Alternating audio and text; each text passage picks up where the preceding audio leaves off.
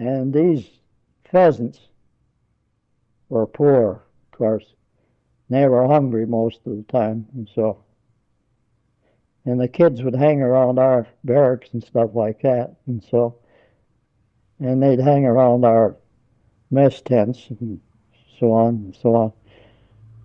And they'd even dig around in our garbage bales and stuff like that for something to eat and eat like that. Well, if there was anything left over, and there was sometimes and so on, and those in the mess hall and stuff like that, we'd feed the kids and so on like that, and the kids knew it, The kids were always hanging around. They knew when it was mealtime and stuff like that, and they were always hanging around. They were always feeding the kids and so. What about the people in Arkhangelsk? Did they have food too, or do the winter time and everything, or did you get any food? I don't know what they ate, but I think it was worse than what the dogs get over here. Well, I believe it. I believe it sometimes. Yeah. What was the quality of the food? Mostly hardtack, and What exactly is hardtack? it's just bread, only it's baked so hard that you can, like I say, we use it for a doorknob. We had hardtack, They learned that name quick as that. Just as we'd have it on the boat. God, anything for hardtack. Actually, we learned their language much quicker than they could learn ours. And Katoski is a potato, Our officer, we used to call him Malinki because he was small, and Russian, and Malinki means small in Russian. So he was our Malinki. He was a lieutenant, but didn't make us, we called him Malinki. We couldn't converse liberally with the Russians because we, didn't talk their language entirely. But you would go along, and talk with them a little bit like that. Gotta push you, and so on. Dobro, Amerikanski, Dobro, Amerikanski, and so, and things like that, a little sign language and so on like that. We got along pretty well with them, and they liked us pretty well.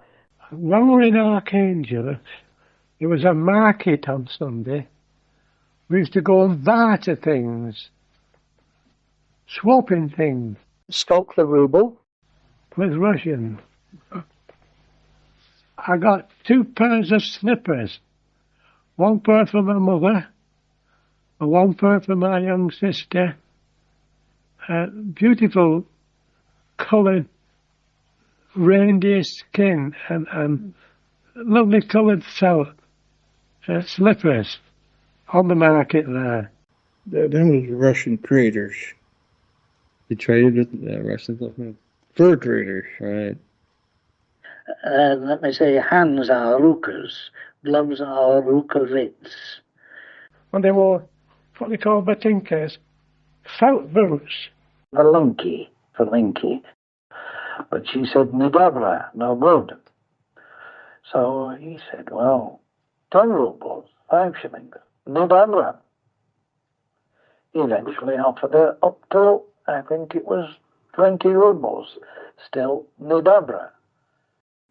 I used to go down at the market in Arkhangelsk. In other words, the Russians, especially the ladies, they'd come from somewhere and they'd have a whole sleigh load of fish. See, different fish, good fish too, and large.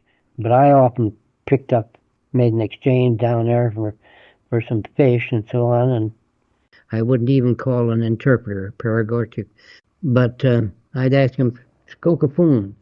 Skolka rubli, Parishna? Well, they call money as ruble. Skолько ruble, yeah. Понимаешь, сколько ruble. Понимаю. You don't know, see. Yeah, the Russian would say they don't know. They понимают. So. And you were paid so many kopecks. I had, loads of them. What do you do with them? Give them to the Russians or? Well, we used to buy things off them. Yeah. When he wanted something, we'd give them these rubles, British rubles, kopecks. And they'd They'd take them, yes. But there's a Mongolian type. There weren't nobody upright or straight like that. Like a lot of mixed Chinese and Japanese and a lot. We had little trouble there for a while there because they were stealing everything, like compasses and stuff, you know, and they could sell them, you know, down markets and all that kind of stuff. Black market. Black market, yeah. Cigarettes was the black market. We didn't get paid. I sold something. I had a warehouse full. I could sell anything. Sell rubles. Cigarette. God, that's where them guys were selling cigarettes. Sure, they'd buy them. Sure, that's where you got them. I didn't get paid till I got back in the States. I sold more than one blanket for a bottle of vodka out there. American blanket with U.S. on the back. See, some gal will be going down the street someday with U.S. across there sewed into a dress. Well, we had times up there. This was quite interesting because I got to know different people, and although I couldn't speak a lot of Russian, I could just do a little bit. For example, Здравствуйте. They would greet you in the morning with Доброе утро, good morning, Добрый вечером, good afternoon, or Доброй ночь, good night. And the first thing after we had greeted one another with Здравствуйте and Добрый вечером, the Russian would say, English, "Dайте cigarette." They were a nation of scroungers, but of course one can understand the poor folks just didn't have anything. They didn't give us any language lessons, but one taught and consequently picked it up bit by bit. One of the first essentials, needless to say, was to count. Now, I'll try to count, first of all, up to 10, then 20, then I won't go each individual, but I'll go in tens and see if I can remember it. 1, 2, 3, 4, 5, 6, 7, 8, 9, 10. 11, 12, 13, 14, 15, 16, 17, 18, 19, 20, 30, 40,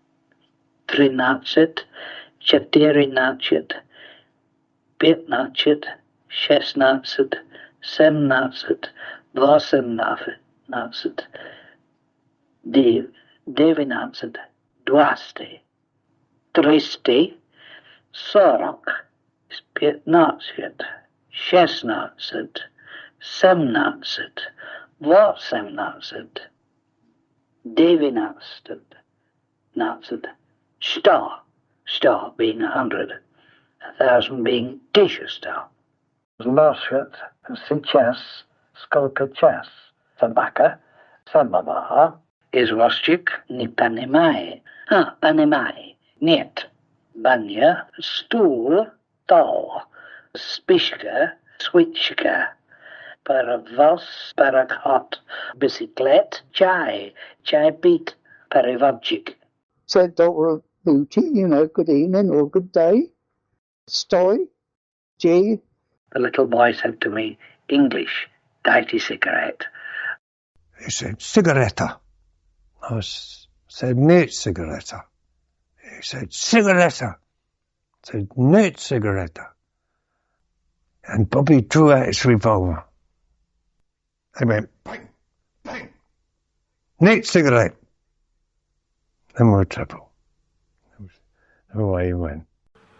Amerikansky nie dobra meant no good, American for no good. Nie dobra, see. Well, they liked the Americans. But here's the funny thing about a Russian. You would walk in a Russian house, and you'd have the same uniforms on, all of them, say, and they'd say, the Russians would say, Englishki? Yeah. Нет Englishki, Amerikansky. Oh, dobra Amerikansky. And then you'd walk in, we'd catch them, and we'd walk in, like in the house and stuff like that. And they'd say, Englishki, Amerikansky, oh, Englishki, oh, dobra Englishki, see, just the way the wind would, see, they thought who you were, see. So that you couldn't depend on that, see, whether they liked you or whether they didn't, because one time they tell you were all right, and the next time they tell you Amerikansky and they're over, it meant no good, see. That's the girls, English soldat, dobra. I said, they said, English soldat, нет dobra, Ruski soldier, dobra. What did that mean? Oh, it's good. See, English soldat, нет dobra, no good. See, but Ruski soldier, Dobra, very dobra. Dobra. Did the reactions of the peasants to the troop change as you stayed there? They at Arkhangelsk, when we got in there in September, you know, when we landed in there, it was kind of reaction. It was different, see, like, you know, it was a different setup, but towards Christmas time there, and you know, first of the year, it changed a little. And because the Americans were feeding them, but it really, so the relations got better. Yeah, sure. It got better toward the end. And when we left there in July, they were all good about it because we didn't jip them or rob them or but I tell you, just they took us at first.